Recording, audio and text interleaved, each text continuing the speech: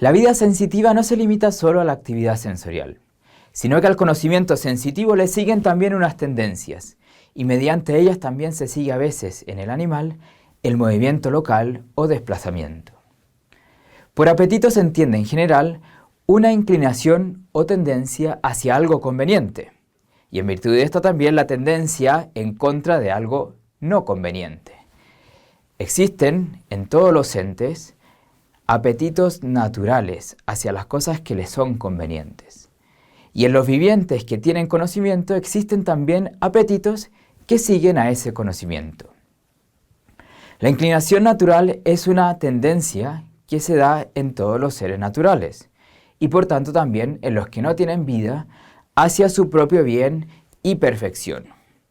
No supone ningún conocimiento en el ente que tiende, sino que es un orden inscrito en su naturaleza. Por ser una determinada naturaleza, está tendiendo hacia aquello que le es conveniente. Así, por ejemplo, todo ser intenta conservarse en la existencia. El fuego arde y consume todo lo que puede para permanecer ardiendo.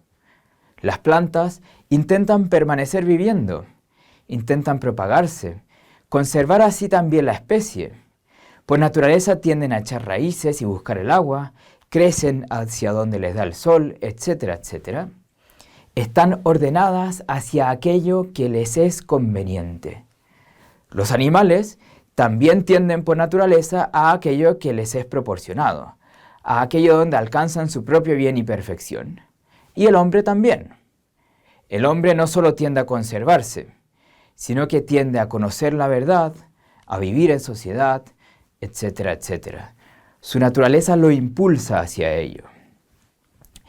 En la medida en que se halla en potencia para su respectivo bien o complemento, está por tanto tiende por naturaleza hacia ello en lo que alcanza su perfección. El apetito, como decíamos, no supone conocimiento el apetito natural, no supone conocimiento del bien apetecido, sino que es anterior a todo conocimiento. Por eso lo tienen también, en cuanto que son capaces de actos que los perfeccionan, los seres que no tienen la capacidad de conocer e incluso los seres que no viven. Pero existen también otros apetitos que siguen a algún conocimiento. Al conocimiento sensitivo le sigue el apetito sensitivo y al conocimiento racional le es consiguiente el apetito racional o voluntad. Pero es importante darse cuenta que ninguno de estos apetitos que se dan con conocimiento serían realmente posibles si antes, en el viviente que conoce, no se diese una inclinación natural hacia aquello que le es conveniente. Porque el conejo está, por ejemplo, ordenado por naturaleza a algo que le es conveniente, puede captar ciertas cosas como adecuadas para él y otras como nocivas para él. Y así se inclina hacia unas cosas y en contra de otras. Porque está ordenado por naturaleza hacia lo que le es conveniente, al ver la lechuga la siente como apetitosa y le dan ganas de comérsela, la desea, esa es la tendencia apetitiva. Porque está ordenado hacia su propio bien como animal, siente repulsión ante lo que pueda causarle daño a su cuerpo, por ejemplo. Y por eso cuando ve al gato, lo siente como peligroso y se despierta en él la aversión, el temor, etc. Nada de esto sería posible sin un orden natural previo. Porque ama el bien naturalmente, reconoce cosas como convenientes y otras como nocivas, y se despiertan en él tendencias sensitivas como el deseo, el gozo, la aversión, el temor, la ira, la audacia, etc. Vamos con el apetito sensitivo, ¿ya? Estas últimas pasiones que hemos mencionado pertenecen justamente al apetito sensitivo. Las inclinaciones del apetito sensitivo siguen a la aprehensión de algo conveniente según los sentidos. Son tendencias del viviente corpóreo hacia lo que se percibe como conveniente y en contra de lo que se percibe como peligroso, como nocivo, como desagradable. Siguen al conocimiento sensible, sensitivo. Según cómo siente el animal, se despiertan estas tendencias, según lo que siente como agradable, lo que siente como peligroso. Como dice Millán Puelles, el animal siente algo como atractivo. Aquello atractivo actúa como un imán para el que lo conoce. Y el efecto de esta atracción es, en el cognoscente, la apetición. El apetito sensitivo es la potencia de apetición ilícita, es decir, la apetición que sigue al conocimiento. Es la facultad por la cual apetecemos sensiblemente, ¿ya? Y que el animal posee justamente por ser apto para el conocimiento sensorial de un bien concreto, porque el conocimiento sensorial siempre capta bienes concretos. A los actos del apetito sensitivo se le llaman pasiones, emociones, sentimientos, afectos, etc. Tomás de Aquino le llamaba pasiones, porque es algo que le ocurre al viviente, algo que padece, sin tener un dominio directo como sucede con el acto de la voluntad, a pesar de que el hombre pueda, como se explicará, gobernar de algún modo sus pasiones. Sin embargo, hoy en día se suele identificar el término pasión como un movimiento violento de la afectividad, por lo que no goza de buena prensa. Por lo que, como explica Nicolás González, muchas veces se prefiere el empleo de términos con significados más amplios e imprecisos como emoción, sentimiento, afecto. Pero estos nombres no significan exactamente lo mismo. Tal como explica, pasión viene del latín pati, padecer, sufrir. Emoción viene de movere, mover hacia afuera, excitar, conmover. Sentimiento viene de sentire, sentir, percibir, por lo cual parece asignársele un carácter más bien cognoscitivo que tendencial. Y finalmente, afecto viene de afficere, hacer algo a o afectar. La división del apetito sensitivo. El apetito sensitivo se divide en el apetito concupiscible y el apetito irascible. Más allá de estos nombres, me interesa que se entienda por qué existe un doble género de tendencias sensitivas. El bien captado por los sentidos puede ser un bien deleitable en sí mismo o un bien conveniente a la naturaleza, pero captado como arduo, como difícil de conseguir, y que por tanto supone cierto esfuerzo, cansancio, paciencia, supone soportar algún mal rato, etc. Así, una cosa es la tendencia sensible que tenemos hacia un bien placentero como el chocolate, considerado en cuanto objeto placentero, y que por tanto despierta deseo, si es que no lo tenemos, y gozo si es que ya lo tenemos y lo estamos saboreando, lo estamos gustando. Y otra cosa es la tendencia sensible hacia algo que es percibido como bueno, pero difícil de obtener. Según eso se da en nosotros, por ejemplo, la esperanza o la desesperanza, si es que creemos que no podemos alcanzar ese bien.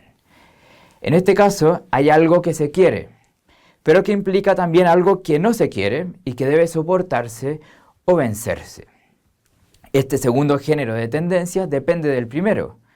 Porque se ama y desea sensiblemente un bien, se puede sentir esperanza de obtenerlo a pesar de los obstáculos que se opongan a la consecución de éste. Si no se deseara, no habría razón para esperar conseguirlo. Paréntesis. Acá estamos hablando siempre de pasiones, emociones, sentimientos. Deseo sensible, como las ganas que siente el animal de obtener algo, la esperanza como pasión, el sentimiento de que se puede alcanzar algo, ¿no? O la pasión de la desesperanza, la desgana que siente el animal, ¿no? Cuando considera que no puede obtener ese bien que anhela. Siempre estamos en el horizonte sensible. Otra cosa distinta es el deseo, que es un acto de la voluntad. La esperanza como acto de la voluntad. Pues se puede esperar, se puede seguir buscando un bien voluntariamente, persiguiéndolo, permaneciendo firme en la búsqueda de un bien con la voluntad, a pesar de que surja la desgana en el ámbito sensitivo, la desgana como sentimiento o pasión. Se puede amar como acto de la voluntad, a pesar de no sentir un sentimiento de amor, como acto de la pasión. O querer algo o a alguien, incluso sintiendo cierta aversión o rechazo en el orden sensitivo. Pasiones o sentimientos frente al bien considerado en sí mismo. La primera respuesta sensitiva al bien considerado en sí mismo es el amor, amor-pasión. El amor es la complacencia en el bien, la estima del bien sensible. Y porque se ama un bien sensible, éste se desea si no se posee y se goza si ya se posee.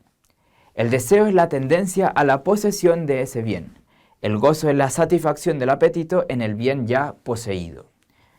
También porque se ama sensiblemente el bien deleitable, se odia sensiblemente lo que se le oponga. Se odia algo porque antes se ama algo. Amo mi placer, luego odio lo que me causa dolor. Pero lo odio porque amo mi placer. ¿Ya?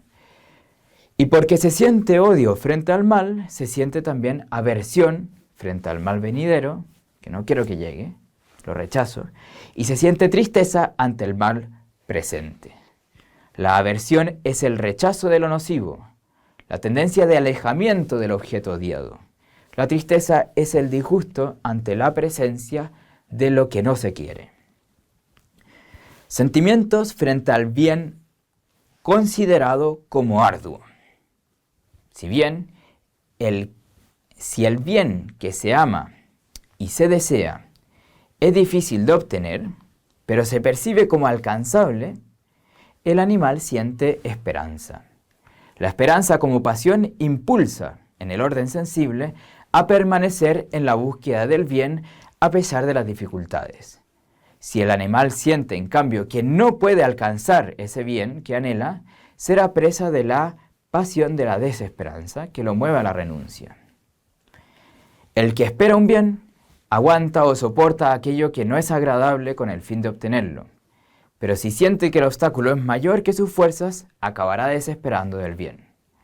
Por otro lado, si el mal que se odia y que genera repulsión es difícil de evitar, pues supone, por ejemplo, una confrontación, pueden suceder dos cosas. Si el animal lo percibe como vencible, sentirá astucia o atrevimiento para enfrentarse a él. Y así un perro puede lanzarse a pelear con otro que invade, por ejemplo, su territorio.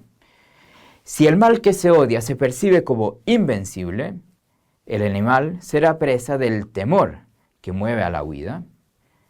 También existe otra pasión del apetito irascible, que es la pasión de la ira, y que se refiere al mal que está presente y que es difícil de remover. Es un impulso que siente el animal para remover ese mal presente. Es el apetito de venganza, para quitar ese mal y restablecer el orden. La esperanza y desesperanza es frente al bien que hay que buscar superando obstáculos. La audacia y el temor se dan frente al mal que hay que enfrentar, aunque esto también lleva implícito un bien que se ama y que se espera obtener, así como la esperanza y la desesperanza llevan también implícito que hay un mal que se odia y al que hay que vencer. Hay veces que es razonable la audacia, y así alabamos el coraje de las personas. Hay veces que es tonto querer enfrentarse, sería temerario, decimos. Así también hay veces que es razonable el temor y la huida, y hay otras veces que puede ser cobardía. El animal solo se mueve por las pasiones, en él no se da ese problema. En cambio nosotros gobernamos nuestras acciones voluntariamente, y por eso hay veces que hay que enfrentarse a lo que causa temor, a lo que causa dolor, etc., sin ser cobarde, teniendo coraje. Lo mismo pasa con la ira, ya la ira también puede ser razonable o no. Por eso los seres humanos debemos ordenar nuestras pasiones según lo que es el bien que capta la razón. Debemos sentir ira cuando corresponde sentirla y en la medida en que corresponde, sin que ésta nos ciegue y nos haga obrar de modo irracional. Y lo mismo vale para cualquier pasión. Debemos sentir deseo de los bienes placenteros o deleitables conforme a la medida de la razón. Debemos sentir aversión de los males conforme a la medida de la razón. ¿Está bien entristecerse de forma razonable ante algunos males? Sí, pero siempre que esta tristeza sea razonable. Las pasiones entonces en la vida humana, ¿no? A veces se piensa que las pasiones son malas, pues el hombre muchas veces se ciega por el odio, por la ira, a veces por el amor que siente y obra irracionalmente. Ya, bien. A veces también se ha dicho lo contrario, se dice que el hombre debe seguir sus sentimientos, sus pasiones, y que si no los sigue se enferma. Es importante, por tanto, caer en la cuenta de que las pasiones en sí mismas son neutras y que pueden a veces ser muy buenas y a veces ser muy malas, según si están debidamente integradas en la vida humana, de tal manera que favorezcan o no el bien humano, ya que lo favorezcan o que lo impidan. Si están bien integradas y lo favorecen y no impiden el bien humano, claramente están bien, ya son parte de nuestra vida humana. Ciertamente que si una persona se ciega por la ira, la pasión no le está contribuyendo, sino que le impide, le dificulta obrar según la razón. Pero si un hombre no sintiera nada, si no se entristeciera por una pérdida importante, si no le generara rechazo a la maldad, la injusticia, si no fuese capaz de gozar con los verdaderos bienes, ¿esto no sería acaso falta de humanidad? Las pasiones sí ocupan un lugar en la perfección humana, aunque si están desordenadas pueden dificultarnos el bien y hacernos obrar mal. Está bien que atraiga el bien y que el mal genere rechazo, siempre que estas tendencias estén rectamente ordenadas y no impidan obrar de forma racional. La aversión al dolor, que es natural y buena, no puede hacernos cobardes, impidiendo obrar según lo que es razonable. Si alguien no es capaz de sentir algo de frío o de calor, o de cansarse, pasar malos ratos, soportar esfuerzos importantes por algún bien que valga la pena, no estaría obrando de forma razonable. Así, el deseo del objeto deleitable debe ser un deseo que esté ordenado, que sea razonable. La aversión al dolor debe ser razonable, la ira debe ser razonable, etc. Y si no, nos volvemos inmoderados, cobardes, egoístas, licenciosos, pusilánimes, ¿no? El hombre por su razón es capaz de ordenar sus pasiones, pero si las deja estar y acrecentarse, estas pueden acabar cegándonos e impidiendo que juzguemos rectamente. El deseo de un placer intenso, como el que se experimenta con la comida o con la sexualidad, puede ordenarse, pero si el hombre no lo encausa y deja que la pasión se enardezca, se apodere de él, probablemente acabe juzgando mal de la realidad y se convenza de que debe hacer algo que en realidad es inmoderado. Lo mismo pasa con el temor. Si no se domina a tiempo y dejamos que nos lleve a considerar algunas imágenes que hace que se acreciente más y más el temor, probablemente acabemos acobardándonos. Eso es lo que sucede con las pasiones en el hombre cuando no son gobernadas por la razón y cuando dejamos que ellas, por tanto, tomen el control, las riendas de nuestra vida. Ahora bien, el gobierno de las pasiones tampoco es inmediato. Como decía Aristóteles, no es un gobierno despótico, sino un gobierno político. Es decir, como si se tratara del gobierno de seres libres, que tienen su propia autonomía. No hacen simplemente lo que yo les digo, ¿no? Bueno, pasión, acállate y se acalló la pasión, ¿no? Se acabó la tristeza y se me pasó la tristeza. No, no es tan simple. Sino que hay que persuadirlas, convencerlas, hay que educarlas, hacerlas obedientes a la razón, encauzarlas. Esto no es reprimirlas, es encauzarlas. Es dirigir bien, por así decir, esta fuerza vital que son las pasiones. Para comprender el dominio que podemos ejercer sobre las pasiones, es importante considerar que éstas dependen en gran medida de las imágenes y de los juicios de nuestra capacidad estimativa o cogitativa. Así, si una persona tiene, por ejemplo, que someterse a una operación dolorosa, tal vez le venga de forma muy constante la imagen mental de los dolores que padecerá. Y a partir de esas imágenes y las valoraciones que naturalmente una imagen así suscita, se va a ver presa del temor. Pero para no dejarse conquistar totalmente por este temor que la inquieta, ella puede voluntariamente apartar esa imagen mental y evocar otras, por ejemplo, de lo bien que va a estar luego de recuperarse. Y eso la ayudará a sentir más esperanza que el temor. Sin embargo, la forma más fundamental por la que se ejerce un dominio racional sobre las emociones es mediante la consideración de una verdad conocida intelectualmente aplicada a esta realidad particular. Como se dijo en el módulo anterior, la estimativa no se halla de la misma manera en el hombre que en el animal irracional, sino que en éste se halla de una forma superior por su unión con el entendimiento, de suerte que lo que el hombre entiende como bueno, la cogitativa lo capta de una manera sensible como actualmente conveniente.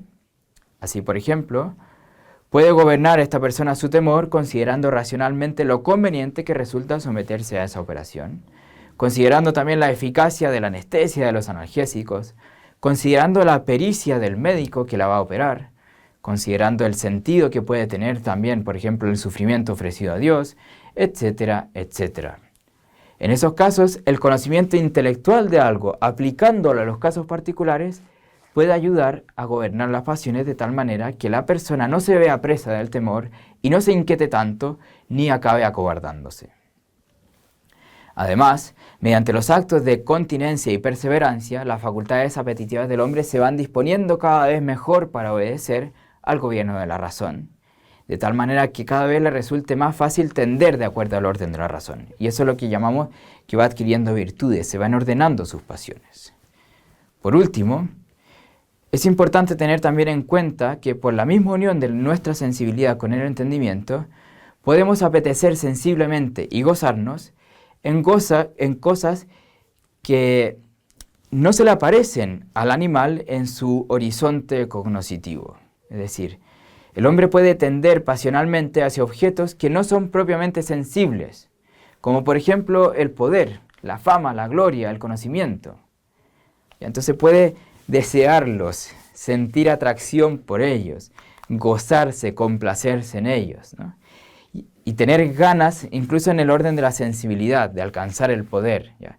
Incluso cegarse por esto, ¿no? Y asimismo puede temerle, por ejemplo, a la responsabilidad, puede temerle a caer mal a otros, a que no la valoren como cree que corresponde que la valoren, etcétera, etcétera. Por eso el ejercicio de la templanza se da en el ser humano en ámbitos distintos, en el deseo de bienes materiales, en el deseo de conocimiento, en el deseo de placeres sensibles. Se moderan también los movimientos corporales, en el baile, en el juego. Se modera también el deseo de ser valorado y tantas otras cosas, ¿no? Y lo mismo sucede con la fortaleza, se ejerce en muchos ámbitos. No solo ante los peligros de muerte, sino ante cualquier otra cosa que pueda de alguna manera acobardarnos. Bien, esto es el tema de las pasiones y continuaremos luego con las facultades racionales del hombre.